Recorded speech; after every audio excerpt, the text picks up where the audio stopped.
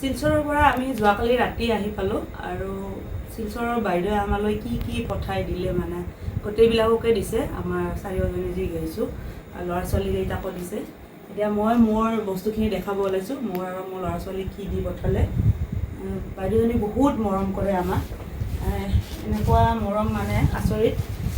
তেজৰ সম্পৰ্ক থকা মানুহবিলাকৰ চাগে এনেকুৱা মৰম খুবেই কম কৰিব।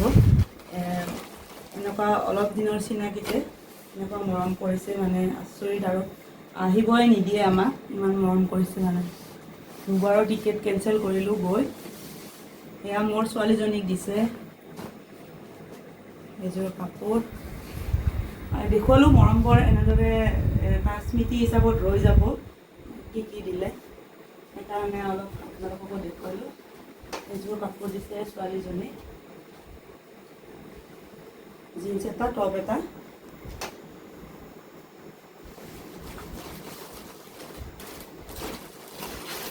আৰু এইকেইটা দিছে মোৰ ল'ৰাটোক, টি চাৰ্ট দুটা।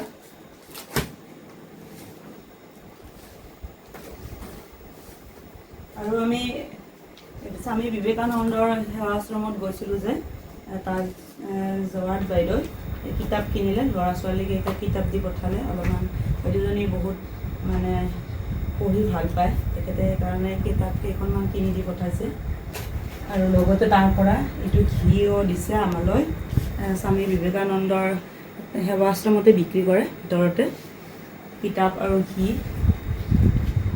হিন্দী ইংলিছ এয়া দুই ধৰণৰ, আৰু বেংগলীও আছে। আৰু লগতে ধূপৰ পেকেট এটাও লৈছে। এই গোটেইবিলাককে একে একে বস্তু দিছে, চববিলাককে। তাৰপিছত দিছে এইখন মোক শাৰী,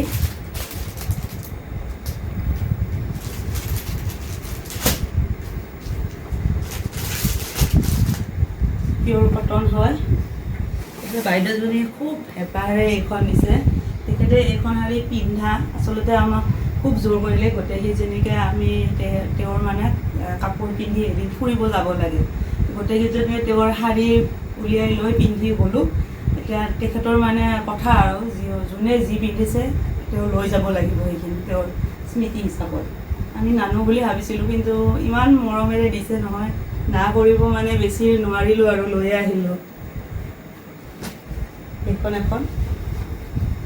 আৰু এইখন শাৰী মোক বাইদেউজনীয়ে মোক মানে আমাৰ ঘৰৰ গোটেইবিলাক মহিলাবিলাকক লৈ আহিছিলে শাৰী।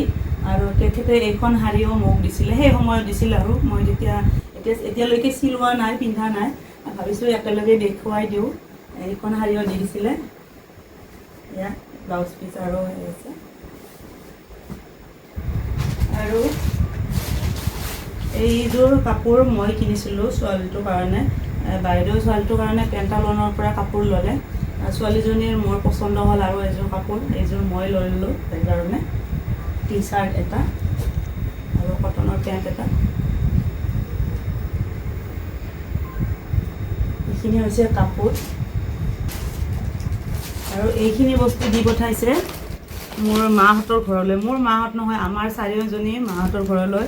মিঠাই, ঘি আৰু এয়া মিক্সাৰৰ পেকেট এটা।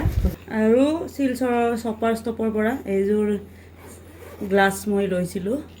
ছপাৰ ষ্টপত যোৱা ফটো আৰু ভিডিঅ' ওলাবই। প্ৰথমতে পিন্ধিছোঁৱে মই, পিন্ধাৰ পিছত ঘৰত লৈ অহাৰ পিছত দেখালোঁ।